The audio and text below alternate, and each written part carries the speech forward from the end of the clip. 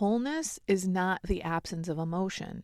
It's the absence of self-abandonment in the presence of emotion.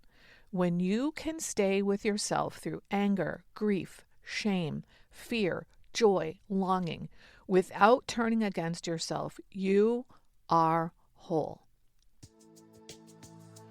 Hi, I'm Barb Nangle. I want to welcome you to my podcast, Fragmented to Whole, Life Lessons from 12-Step Recovery. If you're tired of feeling fragmented and overwhelmed, this podcast is your guide to creating a life of wholeness, authenticity, and healthy boundaries. I'm a woman in recovery who is also a boundaries coach and speaker. I share raw and honest insights from my own journey and the principles of 12-Step Recovery. Discover how to set boundaries without guilt or shame, overcome people-pleasing tendencies, manage your emotions effectively, cultivate a stronger sense of self, and build healthier relationships. My approach is raw, honest, and sometimes a lot sweary.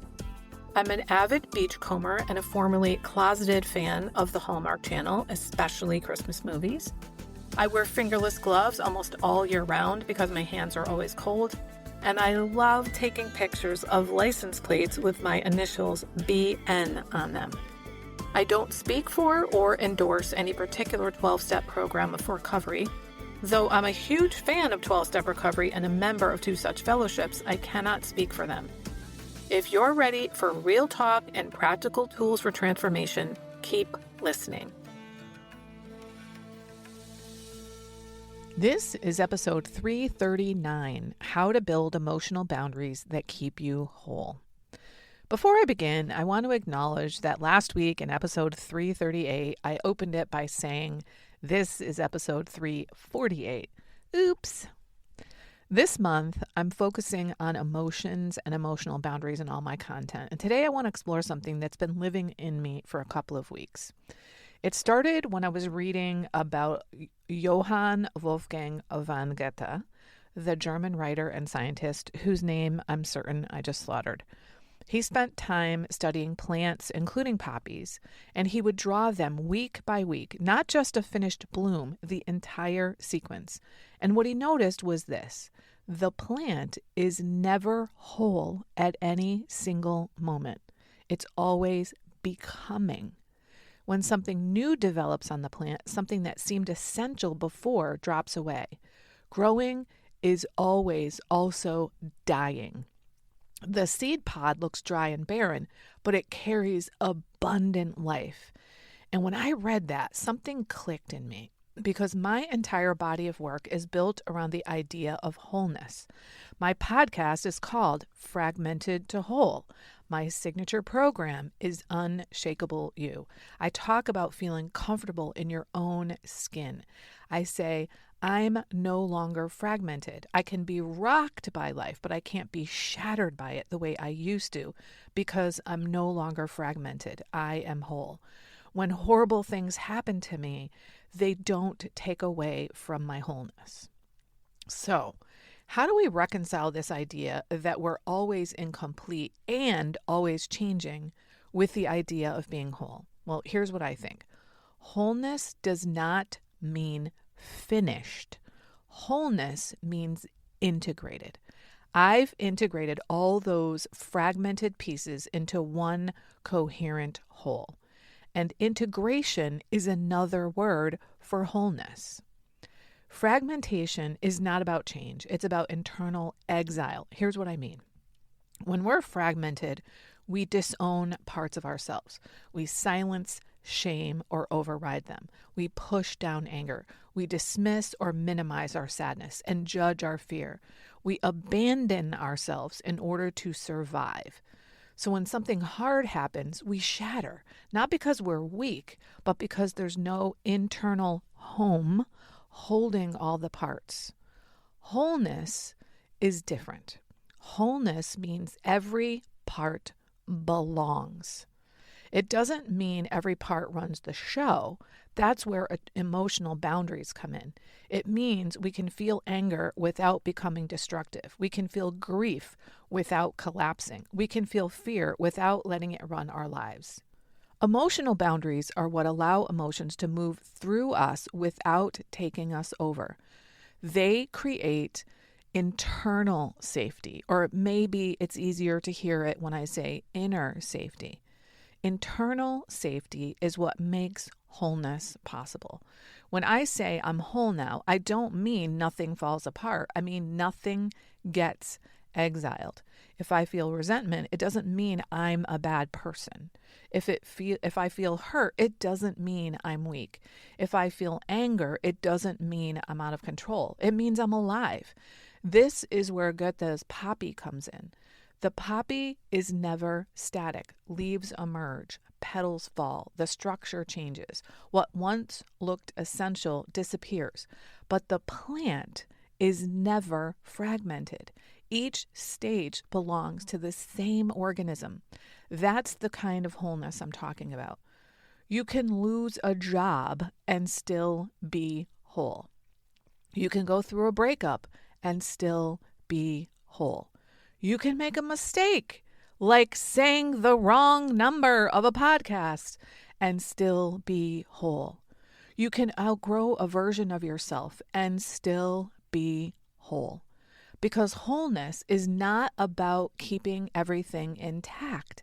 It's about not abandoning yourself as things change.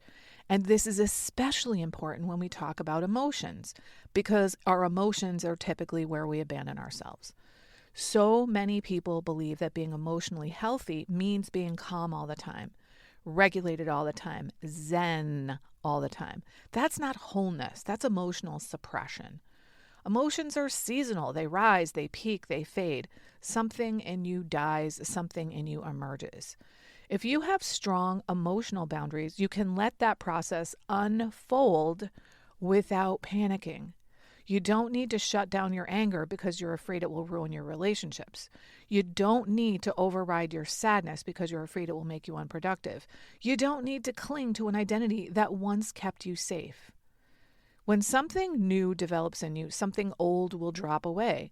That might be the identity of being the responsible one, the easy one, the high achiever, the fixer, the peacemaker. And when those identities start to fall away, it can feel like you're dying. And in a way, you are. But here's the critical difference. If you're whole, the dying of an identity does not mean the death of you.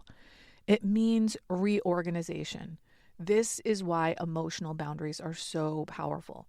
They allow you to feel the discomfort of becoming without interpreting it as collapse. They allow you to sit in the dry seed pod season without assuming you're barren. They allow you to trust that when something falls away, it may not be loss. It may be evolution. We're always in process. And as I said in a recent episode, we're in process much more of the time than we are in outcome. So we might as well be with the process and try to participate in it and steer it as much as we can. And here's another idea. We might enjoy the process. There's a moment in growth that feels like emptiness or maybe non-being, like you don't know who you are or who you're becoming. You stop people-pleasing and suddenly relationships shift. You stop over-explaining and suddenly there's silence.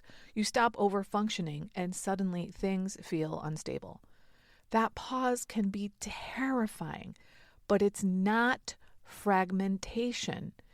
It's space, and space can be fertile.